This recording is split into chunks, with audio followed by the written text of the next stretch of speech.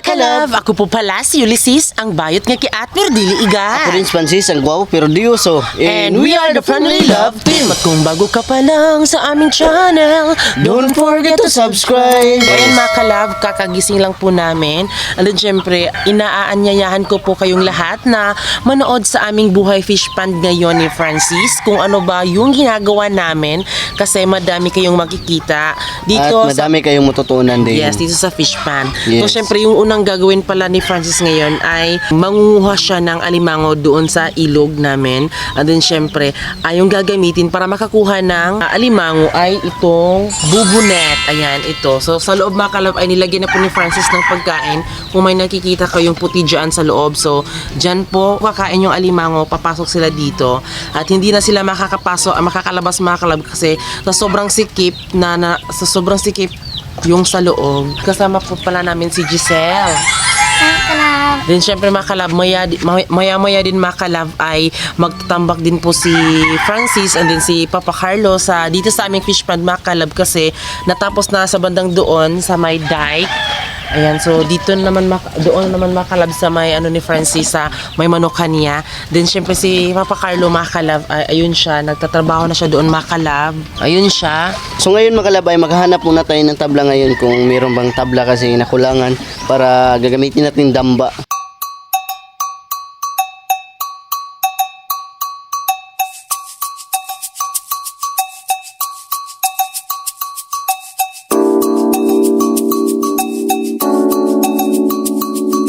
Yan, ito pala yung bubunit, tinatawag dito sa amin.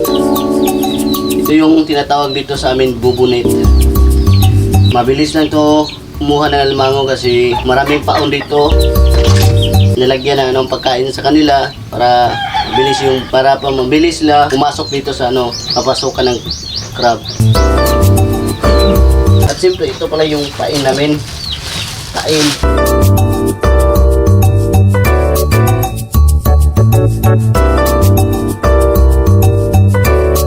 Ayan, ito yung pain namin, oh.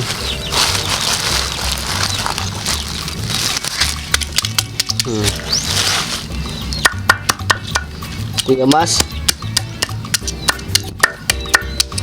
yung pain namin para mabilis.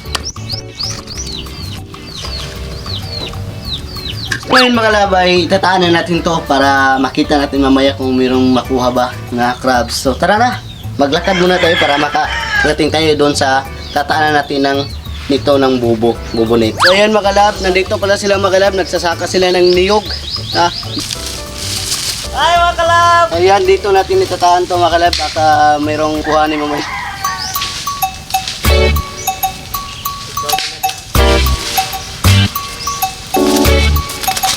So ngayon ay ito yung gagamitin natin para pantakip.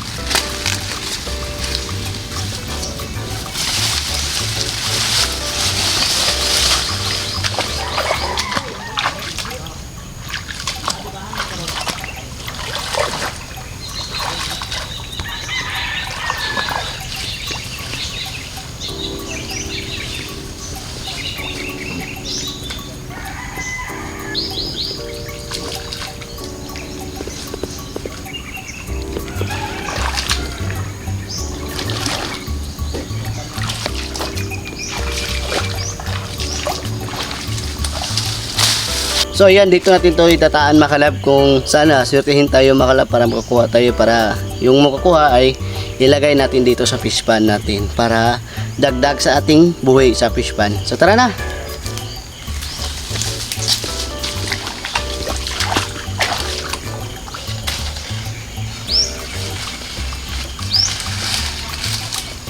So ayan, tapos na. So doon naman tayo sa kabila.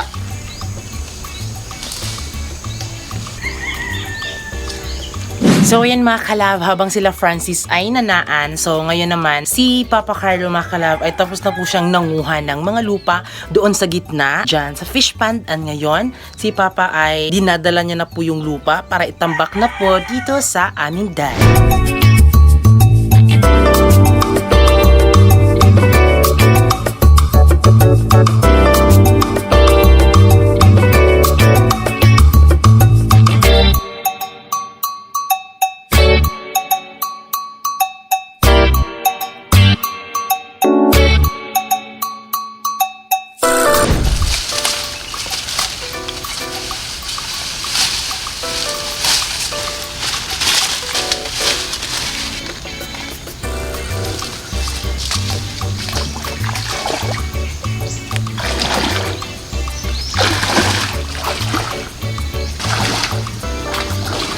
Yan, ang last na lang to.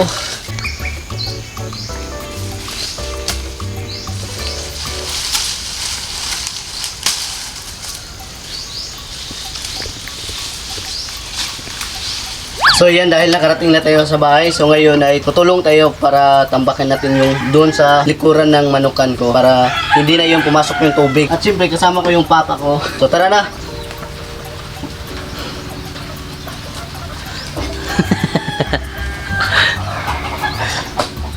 Ganun po kasipag yung baby Francisco. Yung may mga taong nanghusga sa relasyon namin. Pero yung totoo, ito talaga yung totoong buhay ni Francis. Yung tinuturing ka parang babae talaga. Na kahit hindi naman talaga dapat ituring sa ibang tao, pero tinuring niya talaga akong totoong babae sa kanya. Dapat yan po ang tularang lalaki na hindi nanghuhusga sa kapwa-tao. Kasi sa mga na-experience naming mga LGBT, karamihan sa mga lalaki ay pinagtatawanan, pinagpipirahan ng mga LGBT.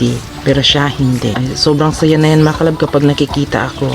Ganyan niya ako kamahal. Kaya yung Francisco, wag na wag niyo siyang husgahan. Dahil walang wala yan sa mga lalaking nang huhusga sa amin noon. At yung mga simpleng bagay na masaya na siya, ay napakaswerte niya na dahil na dumating siya sa buhay na ganito. Kaya sa mga ibang tao dyan, na sinasabi na hindi ako medyo kagandahan, at least meron akong lalaking nagmamahal sa akin na totoo, kundi si Francis. So ayan, so yan po yung pinabliya mga kalabbi, no? Oh, ito yung pinabliya. Itatambak po dyan. Re, Ayan po yung itsura ni Francis. O diba? lapok na lapok talaga. Mahirap ba, Bi? Ha? Mahirap ba? Umahirap talaga. Kasi wala naman talagang madaling trabaho. Oo. Wala talagang trabaho nga hindi mahirap. So ayan, so ito na po yung natambak nila Francis. Ayan. So sa bandang dyan kasi mga kalab, medyo pumapasok talaga yung tubig dito sa bahay na, sa manukan ni Francis. Ayan, kaya tinatambakan. So hindi na daw yan papasok. Ayan. So aabangan natin mamaya kung papasok nga ba or hindi. So sa ngayon kasi mga kalab ay parang nagsisimula na siyang mag high tide. Ayan. Ito na po yung mga tubig dito. So si Papa Carlo po yung naghukay ng mga lupa at si Francis po yung nagtatambak.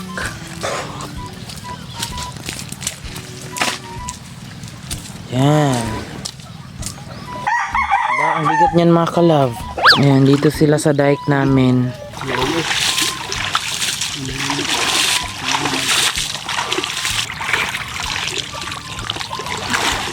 Ito yung pinabliya.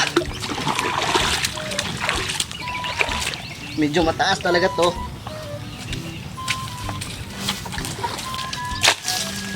So yan mga kalab, tapos na po sila Francis magtambak dito sa aming dike. Dito talaga sa ano ni Francis sa manukan niya. At ayan na po yung natatapos. So babalik pa ba kayo mamaya or hindi na? So bukas na daw. So, kasi may gagawin si Papa. bukas na daw mga kalab kasi nagkukupra din kasi sila ngayon. Yes. So ang gagawin natin sunod ay Papakain tayo ng So isda yes, natin. magpapakain na tayo ng mga isda natin mga kalab. Din At syempre, siyempre, ito yung pagkain natin sa isda. ano yan? Yung floater. Floater mga kalab. So ayan. So tingnan nyo. Ito yung ating papakain sa ating isda. Wow, sobrang dami oh. Ayun na mga kalab, nagsilabasan silang lahat mga kalab. Oh. Sobrang dami. Pwede pagkain sa isda mga kalab, pinapakain niya sa mga manok. Sabi naman kasi. nabi. Kanabi, kimuubog dito bim lang wey. So, eh. Sa bahog. Mo. Ano oh, ang dami mga kalab. Hala ka. Nagkuha na nila buyag bi oy. Ito na. No. Hala, ang lalaki na nila. Dali lagi sila nagkubi. Hapit mo. Tignan nyo mga kalab, ang lalaki na nila. Mubuha naman yung pizza uno. Tignan nyo, ang lalaki na nila mga kalab. No, nakita nyo mga kalab? Kaya na nila lahumin yung pagkain nila. Yes. Hindi kapareha noon. So kapag lumaki na talaga yung aming mga kalab, mga isda, kukunin na po namin yung net na nakaharang para lalangoy na po sila doon mga kalab para makapaglangoy na sila ng maayos. So siguro daw mga kalab, mga 2 months and a half daw namin sila ipapalangoy daw dyan sa ating fish pond para mas lumaki talaga. Para mapapakain sila ng mas maayos talaga mga kalab. Yun sobrang laki na. So ngayon mga kalab, parang mas nahihirapan kami magpakain ng mga bangus namin dito sa aming fish pond. So gagawa na lang po si Francis ng mini tulay dito papunta doon mga kalab o para mapakain talaga natin yung lahat ng mga isda. Ayan, so merong nagawa si Francis doon mga kalab pero maliit lang siya. Ayan, so gagawa daw si Francis dito mga kalab papunta doon para mapakain ng maayos ang ating mga bangus. Hindi ko lang ma-imagine noon mga kalab na parang noon kasi pinapagalitan pa ako ni mama kasi wala pa akong trabahong nagagawa. Parang wala akong paki sa mundo kung anong mangyari. Yung sa akin is parang tulog-tulog lang, kain-kain. So, ayan. So, thank you Mama Inday dahil sa kanyang pa-sermon sa akin noon ay nagbunga na ngayon. So, ngayon, sobrang proud na po si Mama dahil sa pagiging putak-putak ay ito na ako ngayon.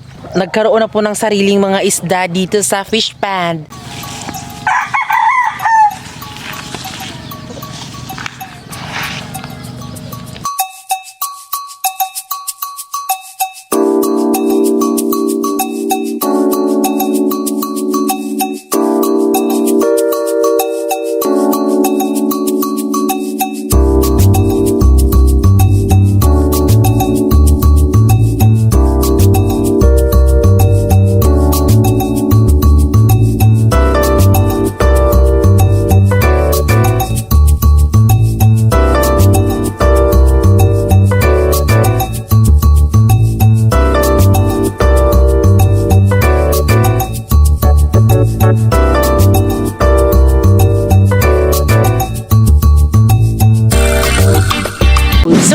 Kalab, tapos na pong gawin ni Francis yung ating mini tulay. Halika kayo mga kalab. Diba? Ang ganda.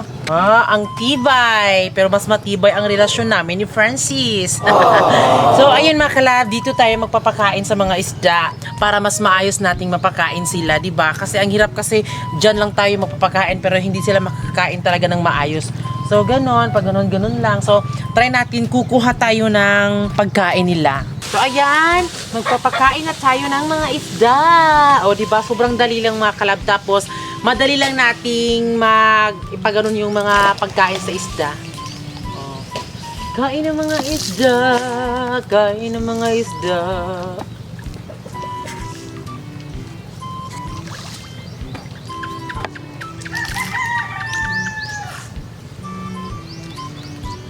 So, ang gagawin po ngayon ni Francis ay kukuha po si Francis ng lumot para po ilagay ho dyan sa ating mga bangus. Ayan.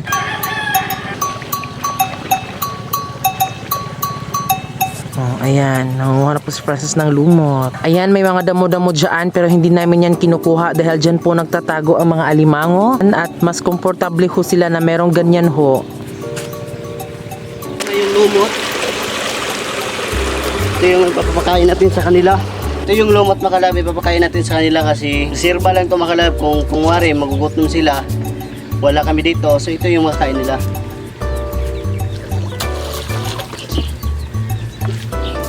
So ngayon makalab, dahil low tide na makalab, so lilibahin natin kung meron bang nakuhang crabs. So tara na!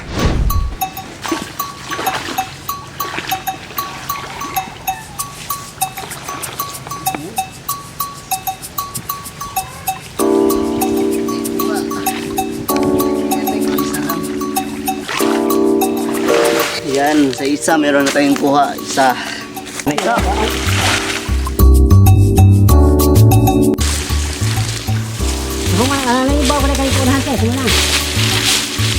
Yan, walang kuha. So doon tayo sa iba. Yan. Walang kuha. Walang kuha mga kalab. Yan, walang kuha oh.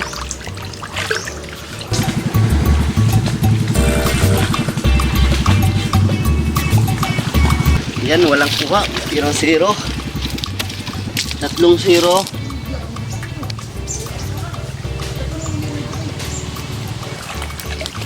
Yan, mayroong kuha pero maliit. Oo lang. Yung nakuha ko ngayon oh, maliit na crabs. Ito yung similya. So yun makalab, pang last na tuliba makalab. Kung wala talagang makukuha, wala talaga. So yan, meron tayong nakukuha ng dalawa. So titignan natin pang last. Baka mayroong kuhang dako. Baka mayroong kuha malaki.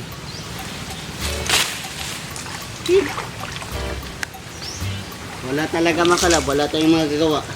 Wala tayong magawa dahil wala talagang crabs dito. So uuwi na lang tayo para kukunan natin ng mga paon para hindi mabaho yung ating panggal.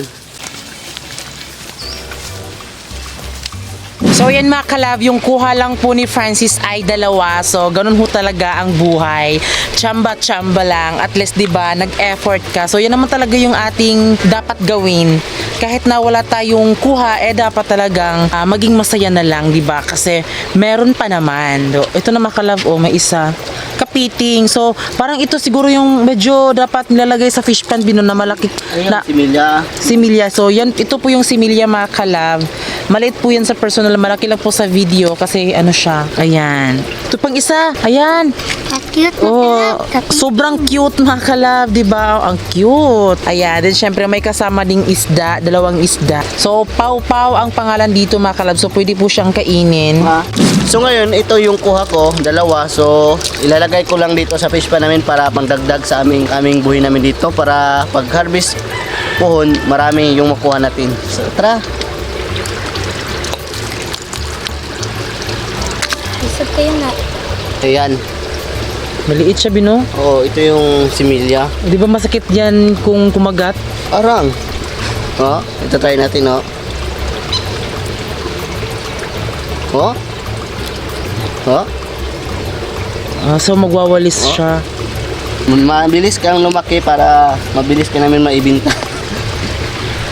Yag! So ngayon ay papasukan ko tubig dito yung pamirta namin kasi yung sa ilog namin tubig ay medyo matinaw. Ayan mga kalab, malinaw siya. At parang dagat. Papasukan ko ni Francis. Bakit ito hindi ka tinaw? So ayan, pumasok na po ang tubig sa fish pan. O diba? Tignan niyo mga kalab.